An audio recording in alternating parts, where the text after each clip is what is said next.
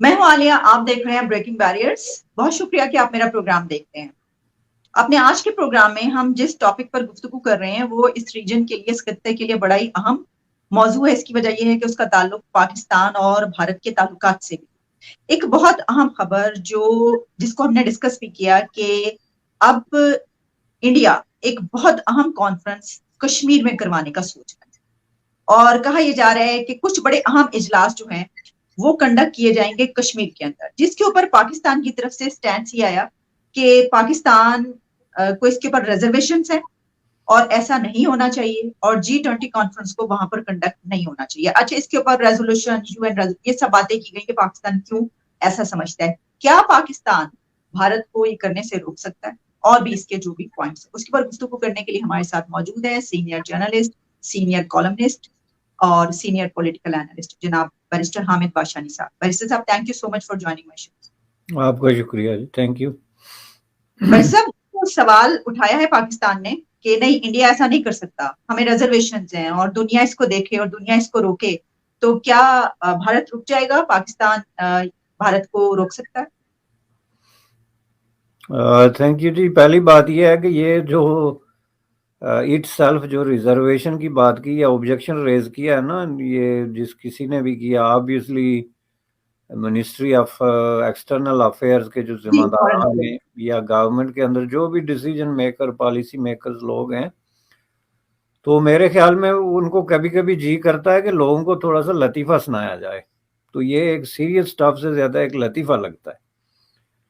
چونکہ پاکستان میں ہر روز کوئی نہ کوئی ڈپریسنگ قسم کی نیوز ہوتی ہے ہر روز،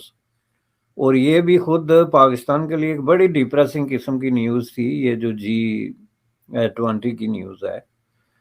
لیکن اگر اس کو آپ پراپر جو ہے نا سیکوینس میں جس میں واقعات ہوئے ہیں اس میں اگر رکھ کے دیکھیں تو اس سے یہی میسج آتا ہے کہ یا تو یہ جو بھی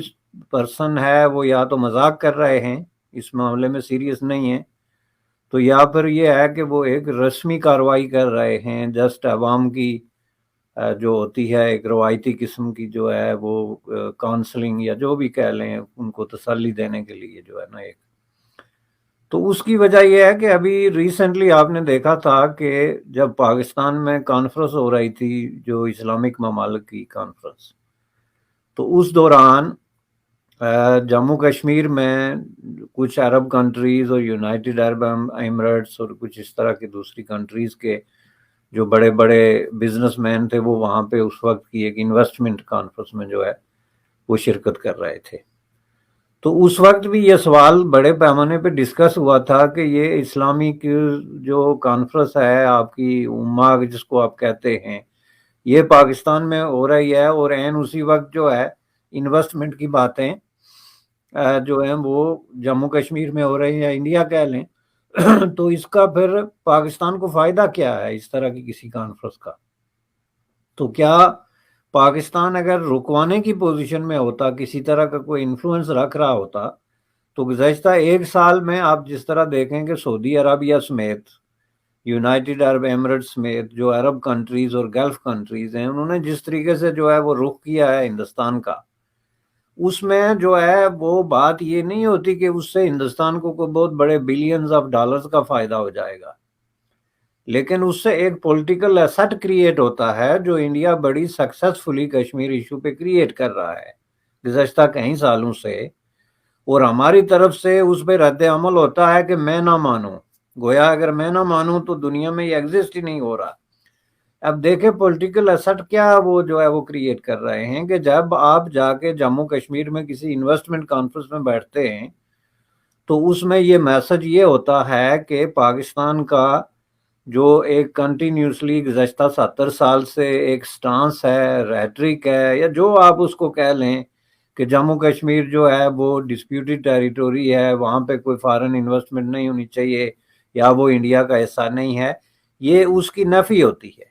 چونکہ وہ بالکل اس کا ایک تو جواب ہوتا ہے نا کہ آپ اس طرح کی سٹیٹمنٹ دیتے ہیں جس طرح انہوں نے دی ہے، اور دوسرا یہ ہے کہ آپ عملی طور پہ کچھ ڈیلیور کر کے بتائیں۔ تو یہ عربوں نے گزشتہ 3-4 سالوں میں ریپیٹڈلی جو ہے وہ ڈیلیور کیا 2 محاذ پہ، جو کہ ایک روایتی پالیسی میں انہوں نے تبدیلی لائی، اور یہ سمجھنے کی چیز ہے۔ ایک یہ کہ جو انڈیا اور پاکستان کے معاملے میں انہوں نے ایک بریکٹ بنایا ہوا تھا کہ جی ہم یہ کام نہیں کرتے چونکہ اس سے انڈیا ناراض ہوتا ہے، اور یہ کام نہیں کرتے چونکہ یہ پاکستان کو پسند نہیں ہے،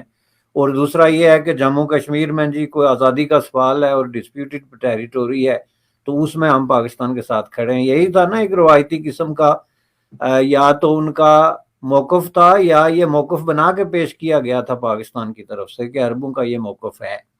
تو ان دونوں کو انہوں نے جو ہے وہ بہت ہی کلیئرلی اور لاؤڈلی جو ہے اس کی نفی کی۔ ایک تو یہ ہے کہ انہوں نے جس طریقے سے جو ہے وہ انڈیا کے ساتھ ایک کنٹینیوس قسم کی ڈپلومیٹک قسم کی انگیجمنٹ کی، جس میں مودی صاحب کو بلا کے تو ہائیسٹ ایوارڈز دینا، آپ مختلف جو ہے وہ بزنس فورمز کو، بزنس جو آرگنائزیشنز اور ایسوسیشنز ہیں ان کو انڈیا میں بھیجنا،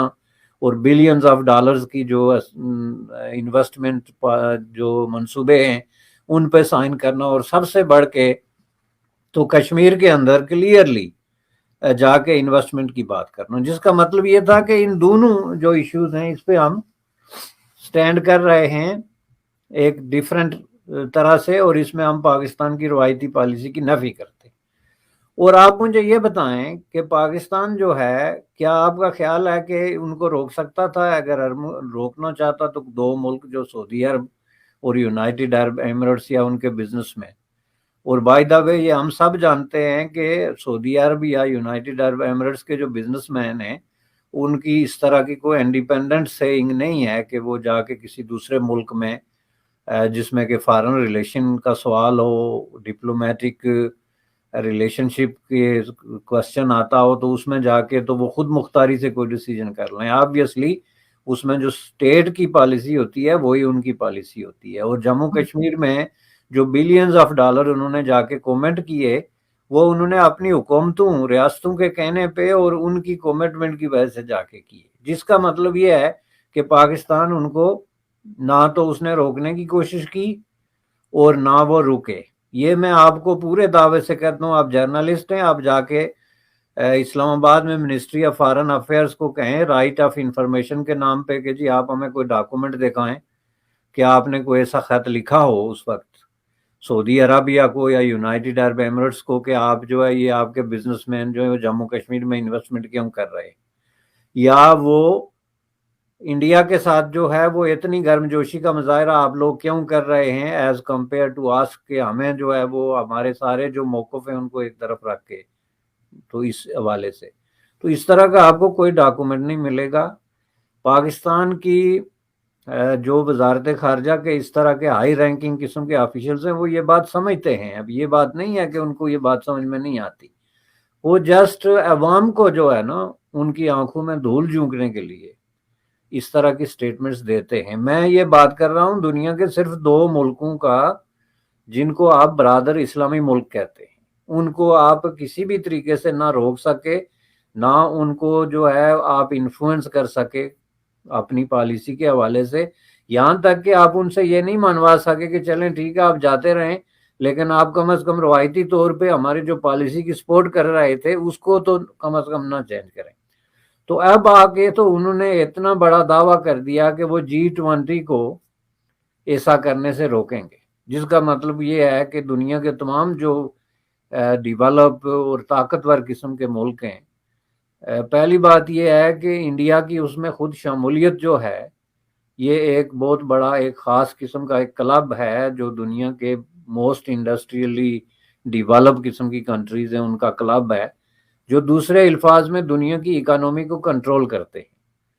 تو اس کے اندر جو ہے وہ انڈیا کی موجودگی اٹ سیلف جو یہ بات اس بات کا مکمل ثبوت ہے کہ یہ جو 19 ملک ہیں ان کے نزدیک انڈیا کی کیا اہمیت ہے، اس کی شمولیت اٹ سیلف، ورنہ انڈسٹریل اور بھی بہت سارے ملک بچے ہوئے ہیں جن میں کافی بڑی انڈسٹری ہے، لیکن یہ صرف اس وجہ سے نہیں ہے کہ انڈیا میں انڈسٹری جو ہے وہ بڑی ہے، یہ اس وجہ سے بھی ہے کہ جو انٹرنیشنل لینڈسکیپ ہے اس میں انڈیا کا انفلوئنس بڑی تیزی سے بڑا ہے، اور وہ یہاں تک پہنچ گیا ہے کہ نہ صرف جو ہے وہ G20 کا وہ ممبر ہے بلکہ اب وہ سیکیورٹی کونسل میں ایک پرماننٹ سیٹ کی اور اس طرح کی پاورز کی بات بھی کر رہا ہے، تو لوگ اس کو سیریس لے رہے ہیں۔ جبکہ اس کے جواب میں پاکستان میں وہی 50 سال پرانا ڈھول جو ہے وہ پیٹا جا رہا ہے کہ ہمیں یہ پسند نہیں ہے اس لیے G20 کا اجلاس وہاں نہیں ہوگا. اس سے بڑا لطیفہ میں آپ کو بتا دوں کہ 2022 میں اور کوئی نہیں ہوگا کہ ہمیں چونکہ پسند نہیں ہے. یا تو آپ اس کا آرگیومنٹ دیں بھائی. سر اس سے بڑا ایک اور لطیفہ نہیں سنی کہ عمران خان کے گھر کے اندر سے ایک جاسوس پکڑا گیا, وہ اس کے منہ پہ چادر ڈالی ہوئی ہے, انہوں نے دکھا نہیں رہے, وہ کہہ رہے ہیں بس یہ جاسوس جو ہے وہ پکڑا گیا ہے. ملک کے اندر تو سر روز ہوتے رہتے ہیں. لیکن سر واپس آتے ہیں یہ ٹاپک جس پہ ہم ڈسکس کر رہے ہیں. کیا آپ سمجھتے ہیں کہ دیکھیں یہ جو آپ نے بات کی کہ جو عرب کنٹریز ہیں وہ تو ہم نے دیکھا کہ جس طرح یہاں پہ کانفرنس ہوئی تو وہاں پر گئے ہوئے تھے. اچھا, ہم نے یہ بھی ایک اس میں بات ایلیمنٹ شامل رہتا ہے کہ عمران خان کے دور میں تو بہت ہی خراب تعلقات جو ہیں وہ رہے کنٹریز کے ساتھ, وہ عرب کنٹریز ہوں, وہ چائنا ہو, وہ امریکہ ہو, کوئی بھی کنٹری ہو, آئسولیشن کا شکار پاکستان رہا. تو آپ سمجھتے ہیں کہ اس کا بھی اس میں عمل دخل ہے کہ لوگ ساتھ نہیں دیں گے. اور پھر ایک بات اور بھی کہ کیا چائنا وہ بھی ساتھ نہیں دے گا اس کے اندر کہ وہ پاکستان کے اس کو سیکنڈ نہیں کرے گا, یا وہ بھی ٹکا سا جواب دے دے گا باقی ملکوں کی طرح؟ دیکھیں جی, چائنا کی جو ہسٹری ہے وہ آپ نے دیکھی ہے کہ اس میں چائنا کا جواب کیا ہوگا, اور وہ بالکل جو ہے وہ پاکستان کی منشا اور مرضی کے خلاف ہوگا. بالکل سیدھی سی بات ہے, چونکہ چائنا کی جو پالیسی ہے وہ انٹرنیشنلی انگیجمنٹ کی پالیسی ہے. انڈیا کے ساتھ جو ہے وہ اپنی تمام تر کانفلکٹ کے باوجود, بارڈرز پہ ٹینشن کے باوجود, سارے جو تعلقات خراب ہونے کے باوجود, انڈیا اور چائنا کا آپس میں جو تعلق ہے وہ ایک نارمل قسم کا تعلق ہے. ان کے درمیان جو ہے وہ بلینز آف ڈالر کی بزنس بھی ہو رہی ہے, اور اس کے علاوہ کہیں بھی کبھی بھی کسی انٹرنیشنل فورم پہ آپ مجھے بتا دیں کہ کہیں چین نے جو ہے وہ پاکستان کے حق میں اور انڈیا کے خلاف کوئی ایسا قدم جو ہے وہ اٹھایا ہو. مسئلہ کشمیر کے حوالے سے ان کا دعویٰ ہے تو وہ چین کا آفیشیل سٹینڈ یہ ہے کہ آپ جی دونوں ایک دوسرے سے میوچل ایگریمنٹ کے ذریعے اور میوچل نیگوشیٹڈ سیٹلمنٹ کے ذریعے جو ہے اس مسئلے کو حل کریں. انہوں نے کبھی یہ نہیں کہا کہ انڈیا نے غلط کیا ہوا ہے یا پاکستان نے صحیح کیا ہوا ہے. تو انڈیا جو چین اس وقت ایک انٹرنیشنل پلیئر ہے ڈیفینیٹلی, اور وہ سپر پاور بننے کے خواب دیکھ رہا ہے, تو اس حوالے سے ظاہر ہے اس نے جو سٹینڈ بھی لینا ہے اس میں کچھ نہ کچھ ریزن, ایک ریزنیبل جو ہے وہ پوسچر وہ ہونا بہت ضروری ہے. کوئی بھی ملک اپنے آپ کو مذاق نہیں بنوا سکتا. یہ لطیفہ جو آپ نے جاسوس والا سنایا, یہ بالکل آپ مجھے یہ بتائیں کہ آپ G20 کو کس بنیاد پہ انفلوئنس کرنے کا خواب دیکھ رہے ہیں. G20 جو ہے یہ میں نے جیسا کہ کہا ڈیولپ انڈسٹریل فائنینشلی بھاری قسم کی ہیوی ویٹ قسم کی کنٹریز کی ایک کمیونٹی ہے. آپ مجھے یہ بتائیں کہ ان 3-4 لفظوں میں جو میں نے یوز کیے, develop, industrial, financial, heavy weight, ان میں سے آپ کس جو ہے وہ کیٹاگری میں آتے ہیں کہ وہ آپ کی بات تک سننا گوارا کریں گے؟ یعنی جو ملک آپ کو $2 بلین تک کا قرض نہیں دے سکتے, اس کے لیے بھی آپ ہمت نہیں کر سکتے کہ جا کے ان سے مانگیں, حالانکہ آپ کو اس کی سخت ضرورت ہے. تو ان سے آپ یہ توقع رکھتے ہیں کہ وہ انٹرنیشنل پالیٹکس میں آپ کی مرضی سے جو ہے اپنے اجلاس کا تعین کریں گے کہ وہ انڈیا میں نہیں کسی اور جگہ پہ ہونا چاہیے. اب سوال یہ ہے کہ اس میں دیکھیں یہ آپ نے بہت زیادہ کشمیر کھیل لیا ہے, اور میں سمجھتا ہوں کہ یہ اتنا برے طریقے سے آپ نے کھیلا ہے کہ اب دنیا اس کو سیریسلی لینے کے لیے تیار ہی نہیں ہے. آپ ہر بات پہ جو ہے وہ کشمیر کا مسئلہ جو ہے وہ متاری کے کبوتر کی طرح پٹاری سے نکال کے باہر رکھتے ہیں, اور پھر اس کے بعد 10 منٹ بعد واپس جو ہے وہ پٹاری میں ڈال کے آگے نکل جاتے ہیں. یہ دنیا کو پتہ چل گیا. اب آپ نے یہ مسئلہ رکھا ہی اسی لیے ہے کہ اب یہ G20 انڈیا نے ڈیسائیڈ کیا کہ جی جموں کشمیر میں ہوگا تو آپ کو کشمیر کا مسئلہ یاد آ گیا. 3 مہینے پہلے 6 مہینے پہلے آپ کو کشمیر کا مسئلہ یاد نہیں تھا. اگلے سال کوئی میچ ہو رہا ہوگا تو آپ کو کشمیر کا مسئلہ یاد آ جاتا ہے. یہ انٹرپٹ یو سر, اس میں جو میں نے ایک اور بات, بالکل آپ یہ جو بات کریں اسی سے آپ نے کہا نا کہ یہ جو ایک ہم نے دیکھا پچھلے دور میں عمران خان کے دور میں, یہ جو آپ نے کہا کہ مذاق بنا کے آپ نے رکھ دیا, ہم نے کہا دیکھا کہ کہا گیا کہ جی اتنے منٹ کے لیے ہم کھڑے ہوں گے ہر فرائیڈے کو, پھر وہ عجیب و غریب لگا کہ یہ کیا ہے, کیا یہ اس کا حل یہ ہے, پھر وہ بھی کھڑے ہونا بھی چھوڑ دیا, پھر ہم بالکل بھول گئے. تو یہ جو آپ سمجھتے ہیں کہ یہ جو حالات ہیں اور خاص طور پر کنٹریز کے ساتھ تعلقات, یہ خاص طور پر پچھلے جو ایرا ہے اس میں بہت ہی زیادہ خراب ہوئے ہیں, اور پھر اب کوئی بھی کنٹری, جس طرح کہ آپ نے کہا کہ ہم نہیں روک سکتے, لیکن برکس سے روکا گیا, پاکستان کو روک لیا. انڈیا روک سکتا ہے برکس سے پاکستان کو, اور چائنا نے بات بھی مان لی اس کی. تو ہماری چائنا سے پچھلے دور میں اتنی خراب ہو گئی اور کنٹریز کے ساتھ, آپ ایسا سمجھتے ہیں؟ نہیں, چائنا کے ساتھ جو آپ کا تعلق ہے یا کسی بھی کنٹری کے ساتھ آپ کا تعلق ہے فار دیٹ میٹر, وہ آپ کا تعلق جو ہے وہ ایک کلائنٹ سٹیٹ کا تعلق ہے جس کو آپ دوستی اور تعلق کہتے ہیں. یہ دوستی اور تعلق نہیں ہے کہ جب آپ بطور ضرورت مند جا کے کسی کا دروازہ کھٹکھٹاتے ہیں اور مدد کی اپیل کرتے ہیں اور ان سے جو ہے وہ پیسے لے کے آپ اپنی زندگی کو گھسیٹتے ہیں, تو اس کو آپ تعلقات کا نام نہیں دے سکتے. انٹرنیشنل کمیونٹی بھی بالکل اسی طرح ہوتی ہے جس طرح کمیونٹی آف انڈیویجولز ہوتی ہے ایک نیبرہڈ کے اندر, کہ آپ ایک اسلام آباد شہر میں بستے ہیں تو آپ کے نیبرز کون ہیں, ان کے ساتھ آپ کی کیا ریلیشن شپ ہے. آپ جو ہے وہ ایک کچی بستی سے اٹھ کے تو ہر روز جا کے وہ جو F8 یا F12 جو مجھے نہیں پتا جو پوش بستیاں ہیں آپ کی, وہاں روز ایک دروازے پہ دستخط دے کے $2 مانگے ہیں, اور اس کے بعد جا کے اپنی بستی میں دعویٰ کریں گے جی ہمارے وہ بڑے قریبی دوست ہیں جی انہوں نے ہمیں $2 ملین دے دیے. یہ مذاق ہے. یہ تعلق ہے آپ کا چین کے ساتھ, یہ تعلق ہے آپ کا سعودی عربیہ کے ساتھ, اور اس تعلق کو اسی طریقے سے بیان کیا جانا چاہیے. ایک دن آپ جا کے تو کچی بستی سے اٹھ کے تو پوش ایریے میں جو ہے وہ $2 مانگتے ہیں, دوسرے دن جا کے ان کو یہ مشورہ دیں جی کہ آپ یہ دوسرے نیبر کے ساتھ جو ہے اس طرح نہیں بلکہ اس طرح ڈیل کریں, تو وہ آپ کے ساتھ کیا سلوک کریں گے؟ آپ کو زیادہ سے زیادہ اگر بہت زیادہ وہ پولائٹ ہیں تو آپ کو محبت اور پولائٹنس سے بتا دیں گے کہ پلیز آپ اپنے کام سے کام رکھیں. تو یہ دیکھیں, مشورے دینے کے لیے بھی ایک سٹینڈنگ ہوتی ہے انٹرنیشنل کمیونٹی کے اندر کہ آپ کی فائنینشیل سٹینڈنگ کیا ہے, آپ کے ملک کے اندر جو ہے وہ پولیٹیکل سٹینڈنگ کیا ہے. ابھی آپ دیکھیں کل یہ حکومت آئی ہے آپ کی نئی, 2 سال پہلے تک ہم سب لوگ چیختے تھے, کوئی کینیڈا سے ہو کے کہہ رہا ہے, کوئی انگلینڈ سے ہو کے کہہ رہا ہے کہ جی پاکستان میں ہیومن رائٹس وائلیشنز ہو رہی ہیں کرپشن کے نام پہ اور احتساب کے نام پہ اور انویسٹیگیشن کے نام پہ جو ہے وہ ہیومن رائٹس وائلیشنز ہو رہی ہیں. ہم یہ سمجھتے تھے کہ ایون مسلم لیگ کے لوگوں کو جس طریقے سے پروسیکیوٹ کیا جا رہا ہے یہ غلط ہے, چونکہ اس سے جو ہیومن رائٹس کے جو فنڈامنٹل جو معیار ہیں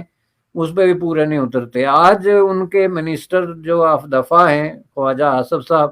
ان کو کسی نے بتا دیا کہ ایک جو ہے وہ کینیڈین ممبر آف پارلیمنٹ ہے جس نے پاکستان پہ تنقید کر دی جی کہ وہاں پہ ہیومن رائٹس وائلیشن ہو گئی, تو ان کو غصہ آ گیا. جیسے پاکستان ایک ایسا ملک ہے جس میں کوئی ہیومن رائٹس وائلیشن ہوتی ہی نہیں. ان لوگوں کو جانوروں کی طرح الٹا لٹکا لٹکا کے ذلیل کیا انہوں نے تھانے میں. خواجہ آصف کے نزدیک جو ہے وہ تھانے میں کسی کے کپڑے اتارنا کوئی ہیومن رائٹس نہیں ہے جو ان کے خود اترے. یہ جو ہے وہ پرویز رشید کے جو ہے کے ساتھ جو سلوک ہوا وہ کوئی ہیومن رائٹس نہیں ہے. نواز شریف کو جس طرح دھکے مار کے ذلیل کر کے ملک سے نکالا گیا وہ کوئی ہیومن رائٹس نہیں ہے. تو اب ان کو 1 مہینے میں یاد آ گیا کہ پاکستان تو ہیومن رائٹس کا کوئی بہت بڑا چیمپئن ملک ہے جی, تو کینیڈین ایم پی کی کیا ہمت ہے کہ وہ اس طرح کے الفاظ. یہ ہیں آپ کی لیڈرشپ. وہ ہوا حکومت سے چلی گئی ہو, حکومت میں بیٹھی ہو, حکومت میں آنے کے لیے لائن میں لگی ہو, ان کی اوقات بس اتنی ہے کہ کسی نے پرچی ان کو لکھ کے دے دی کہ منسٹر صاحب یہ آپ نے آج مذمت کرنی ہے, انہوں نے بغیر پڑھے مذمت کر دی کہ یہ ایم پی ہے کون.